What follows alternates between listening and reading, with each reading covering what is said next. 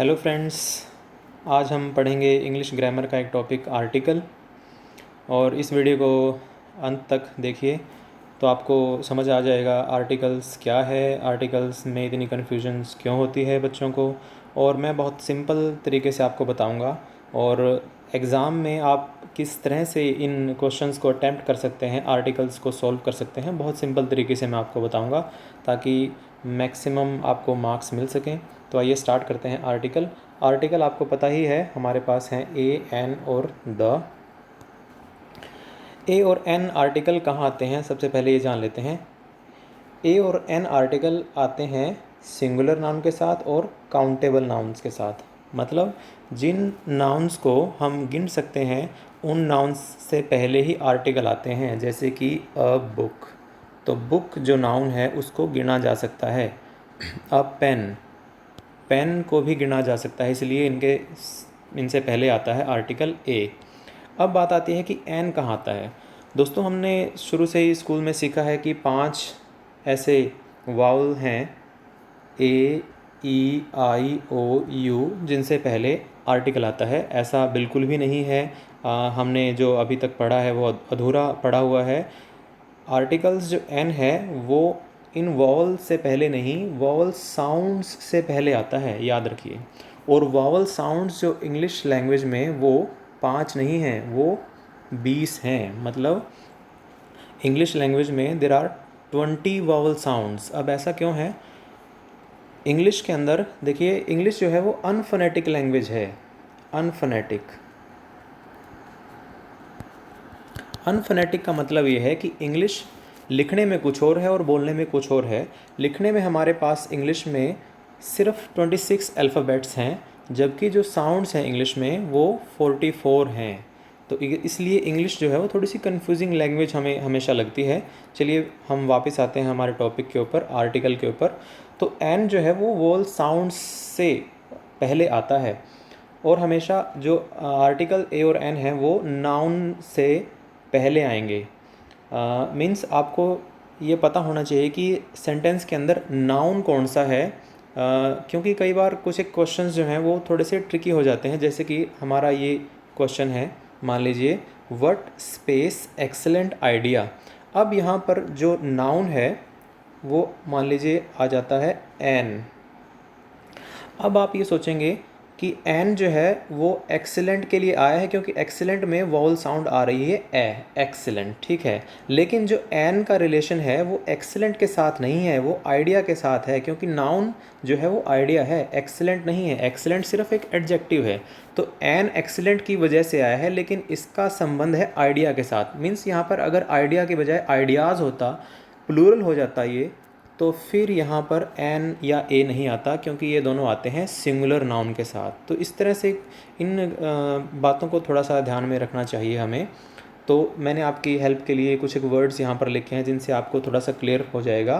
ए, ई, आ, ओ, ऊ, ये वो साउंड्स हैं जो मैक्सिमम नाउन्स जिनसे स्टार्ट होते हैं। मीन्स आपने ये नहीं देखना है कि नाउन का जो पहला अल्फ़ाबेट है वो ए, ई, आई, ओ, यू में से है या नहीं। आपने ये देखना है कि कोई भी वर्ड इनसे स्टार्ट हो रहा है या नहीं। अगर इनसे स्टार्ट हो रहा है इसका मतलब वो नाउन है, अगर इनसे स्टार्ट नहीं हो रहा तो इसका मतलब वो कॉन्सोनेंट है। जैसे कि एक वर्ड है यू, एस, ई। अब इसमें नाउन, इस नाउन में ये वावल तो आया है, लेकिन ये बोला नहीं जाता। बोलने में क्या आता है? यूज़। जबकि यह जो है वो एक कॉन्सोनेंट साउंड है, वोवल साउंड नहीं है। चलिए उसके बाद ए और एन हो गया। ये दोनों यूज़ किए जाते हैं सिंगुलर नाउन्स के साथ और काउंटेबल नाउन्स के साथ। अब बात आती है अनकाउंटेबल नाउन्स की। अनकाउंटेबल नाउन्स के साथ हम यूज़ कर सकते हैं द एक ऐसा आर्टिकल है जो काउंटेबल के साथ भी आ जाता है, अनकाउंटेबल के साथ भी आ जाता है, सिंगुलर के साथ भी आ जाता है और प्लूरल के साथ भी आ जाता है। अब द जो हमारा आर्टिकल है उसको समझने के लिए आपको कुछ एक बातों को ध्यान में रखना चाहिए। वो है कि द हमेशा आता है ख़ास चीज़ों के साथ, स्पेशल चीज़ों के साथ। नोन मतलब जिन चीज़ों को हम जानते हैं, और यूनिक मतलब जो कि अपनी तरह की इकलौती चीज़ें हैं, ऐसी मतलब विशेष चीज़ों के साथ आएगा द, और कोई भी आम चीज़ों के साथ, कॉमन चीज़ों के साथ, अननोन चीज़ों के साथ आता है ए या एन। अब चलिए हम चलते हैं, स्टार्ट करते हैं आर्टिकल्स, कुछ क्वेश्चंस। देखिए आर्टिकल को अगर आपको समझना है तो जो मैक्सिमम जो एग्जांपल्स हैं उनको आप सोल्व कीजिए। जितने ज़्यादा एग्जांपल आप सोल्व करेंगे उतने ही ज़्यादा आर्टिकल आपको जाएंगे, आते जाएंगे। रूल्स के हिसाब से आर्टिकल्स याद नहीं किए जा सकते, रूल्स के पीछे मत भागिए, आप एग्जांपल्स को सोल्व कीजिए, क्वेश्चंस को सोल्व कीजिए। चलिए, तो ये तो हो ही गया, व्हाट एन एक्सेलेंट आइडिया आएगा। अब यहाँ पर एन क्यों आया? क्योंकि आइडिया, वैसे तो देखिए रूल कहता है कि एब्स्ट्रैक्ट नाउन के साथ एन या ए नहीं आ सकता, जबकि आइडिया जो है वो एब्स्ट्रैक्ट नाउन है, फिर भी इसके साथ आएगा एन। ऐसा क्यों? क्योंकि अब इस रूल्स के अगेंस्ट एक रूल है कि जो ये फ्रेज़ हैं, कि अब क्योंकि ये सेंटेंस नहीं है व्हाट एन एक्सेलेंट आइडिया, ये एक फ्रेज़ है, और फ्रेज़ में आप एन आर्टिकल का यूज़ कर सकते हैं, वो सही है, इसलिए यहाँ पर आएगा एन एक्सेलेंट आइडिया। एक और तरीका है आर्टिकल्स को सोल्व करने का, वो ये कि आपके पास 4 ऑप्शन है आर्टिकल में, ए है, एन है, द है, या फिर है क्रॉस, मतलब कोई भी आर्टिकल नहीं आएगा। ये 4 ऑप्शन आपको मिलेंगे एग्ज़ाम में। अब आपने देखना है कि इन 4 में से 3 कौन से ऑप्शन हैं जो इसमें नहीं आ सकते, तो बाकी जो बच गया वो आएगा। तो इस तरह से आप ये पता कर सकते हैं कि आपका जो आंसर है वो सही है या नहीं। अब देखिए इसमें अ आ सकता है या नहीं? बिल्कुल नहीं आ सकता, क्योंकि ये वोवल साउंड से स्टार्ट हो रहा है, एक्सीलेंट। अब बात आती है क्या इसमें द आ सकता है? द बिल्कुल नहीं आ सकता, क्योंकि इस जो ये नाउन है आइडिया, ये हमारे लिए अननोन है, कोई ख़ास चीज़ नहीं है, यूनिक चीज़ नहीं है, इसलिए द नहीं आ सकता। अब क्योंकि एन आ सकता है तो इसलिए क्रॉस भी नहीं आ सकता, तो इसलिए आएगा एन। अब अगला सेंटेंस है हमारा, don't make a noise. Noise जो है वो काउंटेबल नाउन है और सिंगुलर नाउन है, इसलिए इससे पहले, और ये क्योंकि न से स्टार्ट हो रहा है, कॉन्सोनेंट साउंड से स्टार्ट हो रहा है, तो इसलिए इसमें आ जाएगा a, don't make a noise. अगला है as matter of fact he is innocent.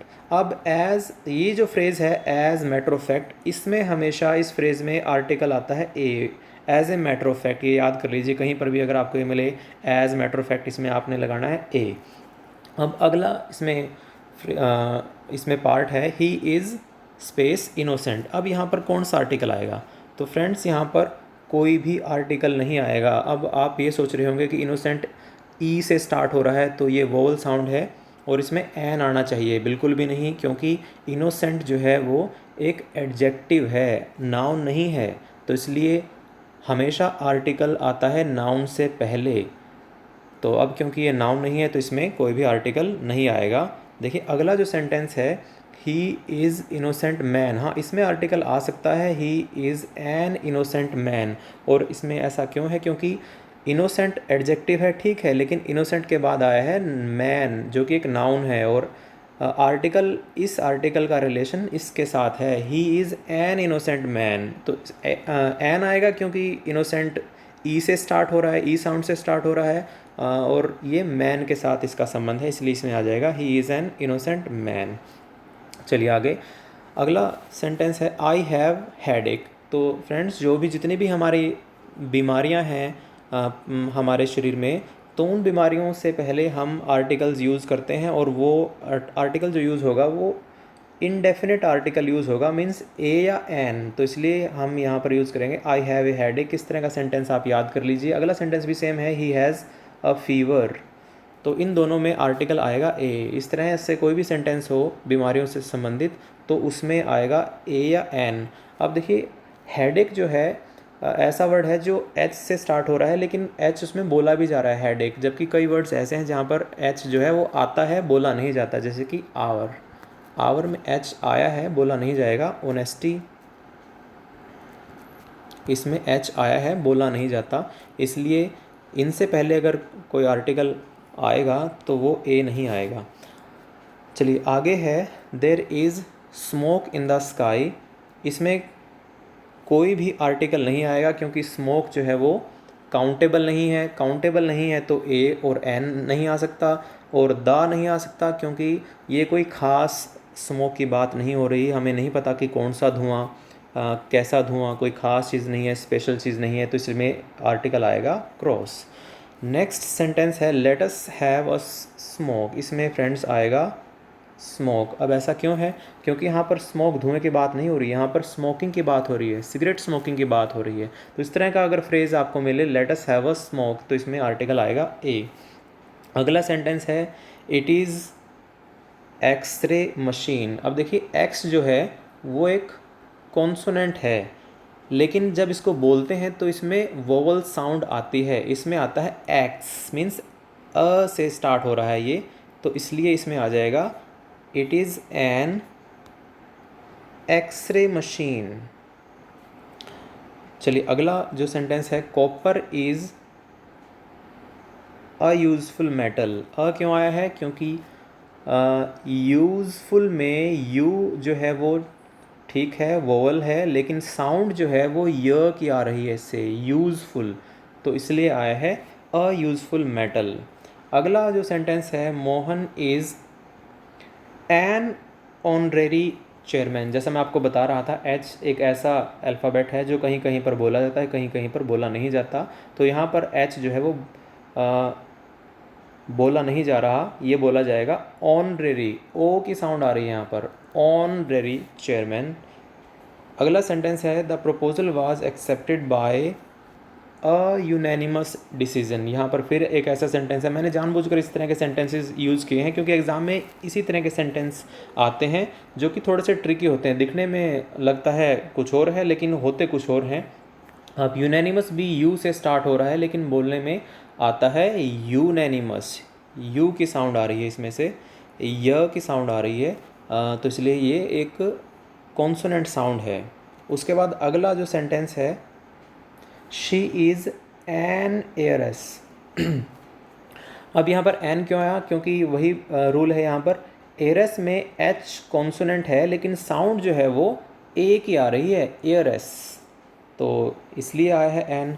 तो अगला सेंटेंस जो है उसमें भी एन आएगा, he is going to marry an heir, इसमें भी वही है, ए की साउंड आ रही है, तो इसलिए आर्टिकल आया एन। अगला जो सेंटेंस है ही मेड, इसमें भी आएगा एन आवर्स डिले, आ की साउंड आ रही है आवर्स में, तो इसलिए इसमें आया एन। अगला सेंटेंस देखिए बहुत इंपॉर्टेंट है, मैंने समझाने के लिए आपको इस तरह से बनाया है, ही इज़ रिच। फ्रेंड्स इसमें कोई भी आर्टिकल नहीं आएगा, ना तो ए आएगा, ना एन आएगा और ना ही द आएगा। ऐसा क्यों? क्योंकि रिच जो है वो एक एडजेक्टिव है, नाउन नहीं है, तो इसलिए इसमें ना तो ए आ सकता, ना ही एन आ सकता, ना ही द आ सकता। यहाँ पर ही इज़ रिच, इतना अगर सेंटेंस एग्जाम में आता है तो आपने क्रॉस लगा देना है।